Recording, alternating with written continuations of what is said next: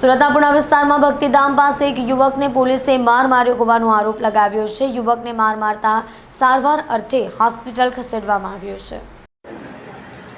સુરત શહેરની પોલીસ ફરી એકવાર વિવાદમાં આવી હોવાનો આક્ષેપ લાગ્યો છે। પુણા પોલીસ સ્ટેશનના પોલીસ ઇન્સ્પેક્ટર સહિત 10 થી 15 પોલીસવાળા સામે લાગ્યો છે।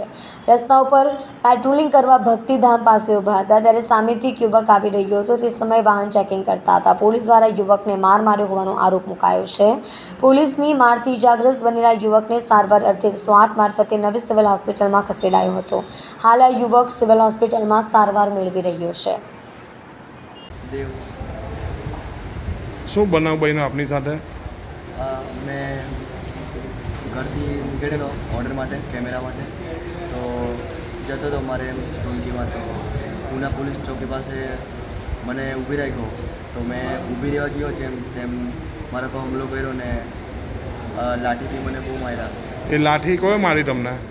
સર એમ બહુ બધા જણા હતા, એટલે આ સાઈડ પણ હતા ને આ સાઈડ પણ હતા, બંને સાઈડ હતા ને